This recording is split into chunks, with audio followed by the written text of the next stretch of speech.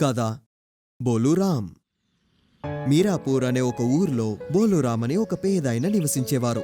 బోలురామ్ చాలా మంచివారు, కానీ ఆయన మనసులో ఎప్పుడు కుమిలిపోతూ ఉండేవారు. ఎందుకంటే ఆయన ఒక కాలు పనిచేయట్లేదు. అందుకని ఆయనంటే ఎవ్వరికీ ఇష్టం లేదు. కానీ బోలురామ్ అందరికీ మంచి మాత్రమే చేస్తారు. ఇలా జరుగుతున్నప్పుడు ఒకరోజు ఊర్లోకి వెళ్తూ ఉన్నారు.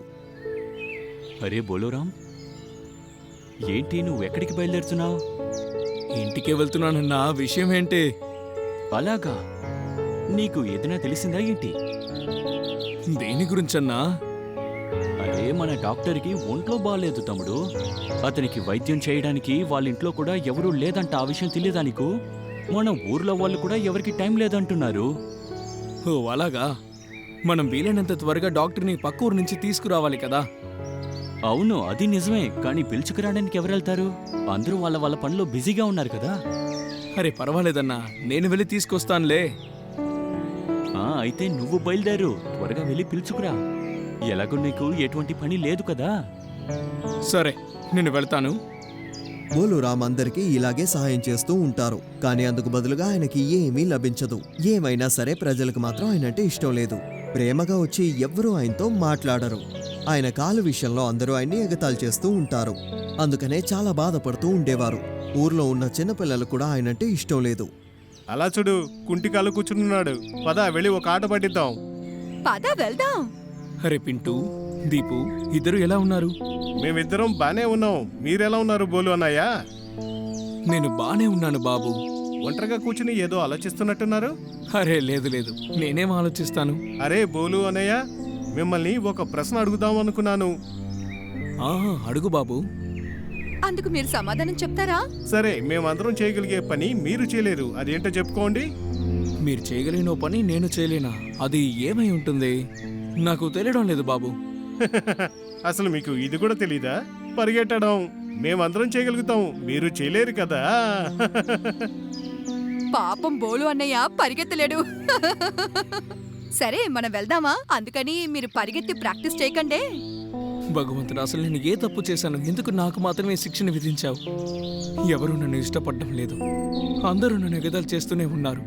నా జీవితం అంతా ఇలాగే కొనసాగుతుందా ఏంటి? పాపం బోలురామ్, ఆయన ఎప్పుడూ ఇలా కష్టపడుతూనే ఉండేవారు. ఎంతవరకు కష్టపడతారో ఆయనకే తెలీదు. కానీ ఒక విషయం, ఆయన చాలా తెలివైనవారు. ఆయన చేతులతోటి ఆయన మంచి చీపుర్ని చేసేవారు. అటువంటి ఒక చీపురు అసలు ఎంత వెతికినా ఏ ఊర్లోనూ దొరకదు. ఆయన మార్కెట్లో చీపుర్ని అమ్మడానికి వెళ్లేటప్పుడు ఆయన చీపుర్ని అందరూ వెంటనే కొనేస్తారు. మిగతా చీపుర్లు అమ్మే వాళ్ళ ఎవ్వరికి ఈయనంటే ఇష్టం ఉండదు, ఎందుకంటే వాళ్లవి అమ్ముడుపోవు కాబట్టి. చూసావా, వాడు తీసుకొచ్చింది కూడా ఇవాళ పూర్తిగా అమ్ముడుపోయింది. నేను చూస్తున్నాను, మన తలరాత సరిగా లేదు. పొద్దుననగా కొట్టు తెరిచాను, ఇప్పటి వరకు వ్యాపారం జరగలేదు. దీనికి మనం ఖచ్చితంగా ఏదో ఒక దారి చూడాల్సిందే. ఇలాగే జరుగుతూ ఉంటే మనం ఆకలితోనే చచ్చిపోవాలి. దీనికోసం ఒక మంచి పథకం వేస్తే ఏంటి? అలాంతా ఏం చేయక్కర్లేదు. రేపటి నుండి మార్కెట్లోకి అతన్ని రానివ్వం. అలా అయితే మన వ్యాపారం బాగా జరుగుతుంది కదా. ఏంటి, ఏమంటావు? మంచిది, మంచి ఆలోచన చెప్పావు. వాడు రోజు వచ్చి మన కళ్ళ ముందే అన్నీ అమ్ముకుని వెళ్ళిపోతున్నాడు. మనమేమో చూస్తూ కూర్చున్నాం. లేదు, ఇది ఇలా జరగకూడదు. మనం మార్కెట్లోకి వాణ్ణి రానివ్వకూడదు. ఇలా జరిగినందువల్ల బోలుకి వ్యాపారం అనేదే లేకుండా పోయింది. మార్కెట్లో ఆయన్ని పాపం ఎవ్వరూ కూర్చోనివ్వలేదు. ఆయన చీపుర్ని అమ్మి సంపాదించడాన్ని ఎవ్వరూ తట్టుకోలేకపోయారు. బోలురామ్ ఇక ఏం చేయగలరు? ఆయన చేసిన చీపుర్లని తీసుకుని దూరంగా ఒక గ్రామంలో అమ్మడానికి వెళ్తూ ఉన్నారు. ఎందుకంటే వాటిని అమ్మి డబ్బులు సంపాదిస్తేనే ఆయన జీవితం గడుస్తుంది. ఒకరోజు ఇంకొక ఊరికి చీపుర్లను అమ్మడానికి వెళ్లేటప్పుడు దారిలో ఆయన మల్లు పహిల్వాన్ని చూశారు. అరే బోలు, నువ్వు ఎక్కడికి వెళ్తున్నావు?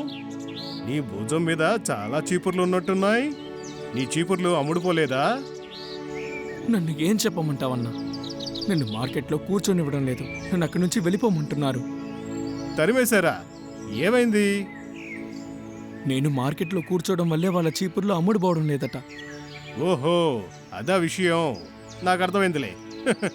వెళ్ళొస్తాను, మళ్ళీ కలుద్దాం. ఇలాగే ప్రతి వారం ఇంకొక ఊరికి వెళ్లి బోలురామ్ ఆయన చీపుర్లని అమ్ముతూ ఉండేవారు. కానీ అందువల్ల ఆయన ఎంతగానో కష్టపడాల్సొచ్చేది. ఎందుకంటే ఆయన అంత బరువుని మోసుకుంటూ చాలా దూరం నడిచి వెళ్లి రావాలంటే కష్టమే. కానీ ఇటువంటి కష్టాల్ని ఏ మాత్రం పట్టించుకోకుండా ఆయన పని ఆయన ఎప్పుడూ చేస్తూ ఉండేవారు. ఒకరోజు అన్నిటినీ అమ్మేసి తిరిగొచ్చేటప్పటికి చాలా ఆలస్యమైంది. సాయంత్రం అయిపోయింది. ఒక పక్క చీకటైపోతోంది. నడిచి నడిచి టైర్డ్ అయిపోయారు. ఆయన ఇక అసలు నడవలేకపోయారు. అప్పుడే దూరంగా ఉన్న ఒక ఇంటిని ఆయన చూశారు. ఇక నేను నడవలేకపోతున్నాను. బాగా అలసిపోయాను. ఈరోజు రాత్రికి ఇక్కడే ఉంటాను. బోలురామ్ అక్కడే ఆ ఇంటి బయట కూర్చున్నారు. కొద్దిసేపటి తర్వాత ఇంట్లోంచి ఒకతను బయటికొచ్చారు. ఎవరండి మీరు? ఎందుకని ఇక్కడ కూర్చున్నారు? నా పేరు బోలురామ్ అండి. నేను ఒక్కొక్క ఊరికి వెళ్ళి చీపుర్లు అమ్ముతూ ఉంటాను. నా ఊరికి నుంచి చాలా దూరం అండి. నేను నడవలేకపోతున్నాను, అందుకే ఇక్కడ కూర్చున్నాను. సరే, కానీ బయటంతా ఉండక్కర్లేదు, లోపలికి రండి. నేను కూడా ఈ ఊరికి చెందినవాణ్ణి. ఈ రోజు రాత్రి మీరు ఇక్కడే ఉండొచ్చు. ఆయన బోలురామ్ అక్కడ ఉండడానికి ఏర్పాట్లు చేస్తున్నారు. బోలురామ్ ఆయన ఎవరు ఏంటి అని విషయాలన్నీ చెప్పేశారు. మీ చీపురు చాలా బాగుంది, నేనే కొనుక్కుంటాను. బోలురామ్ దగ్గర ఇంకా 2 చీపుర్లే ఉన్నాయి. అది ఆయనకి అమ్మేశారు. ఆ తర్వాత ఏమన్నారంటే, మీ సమస్యకి పరిష్కారం నా దగ్గరుంది.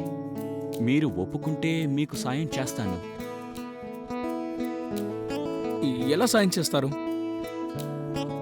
చీపురమ్మే వ్యక్తిని నాకు బాగా తెలుసు. నీ చీపుర్లన్నింటినీ ఆయన దగ్గరే అమ్మేశాయి. దానికి ఎంత డబ్బు ఇవ్వాలో ఆయనే ఇస్తారు. ఇలా చేస్తే ఊరు ఊరు తిరగాల్సిన అవసరం ఉండదు. అలా జరిగే అవకాశం ఉందా?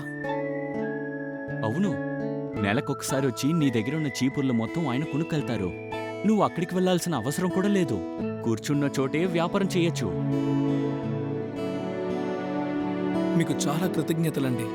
మరుసటి రోజు ఉదయం బోలురామ్ బయలుదేరి ఇంటికి వెళ్లిపోయారు. ఆయన చెప్పినట్టుగా నెల మొత్తం కూర్చుని అన్ని చీపుర్లని తయారు చేసి ఉంచారు. ఆ కొట్టతను కూడా వచ్చి బోలురామ్కి డబ్బులిచ్చి కొనుక్కుని వెళ్లిపోయారు.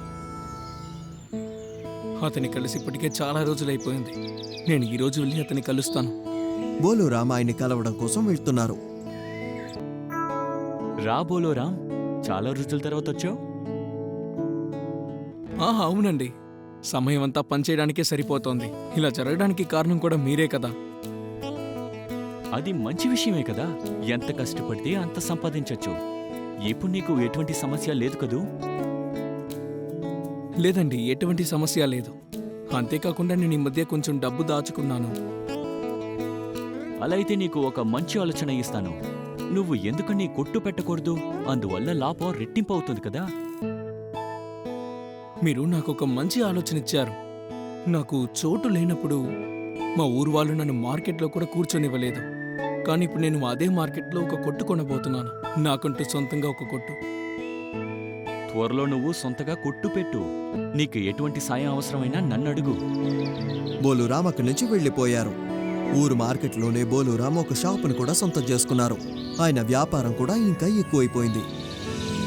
ఇలా చూడు బోలోనా, నువ్వు తయారు చేసే చీపురు కట్టలు ఇంకెక్కడా బాగుండవు. బోలురామ్ కొట్టుకి ఎప్పుడూ గుంపు ఉంటూనే ఉంటుంది. ఆయన వెళ్లి కొట్లో కూర్చుంటారంతే. అలాగే చీపుర్లని చేయడానికి కూడా 2 పనిలో పెట్టుకున్నారు. ఈరోజు ఎన్ని చేశారు? ఈరోజు మేం 15 చీపుర్లు చేసుంచామయ్యా. బోలురామ్ ఈ ఎదుగుదల చూసి ఊర్లో ఉన్న వాళ్ళు ఎవరూ ఆయన్ని ఎగతాళి చేయడం లేదు. అందరూ ఇప్పుడు ఆయనకి మర్యాద ఇవ్వడం మొదలెట్టారు.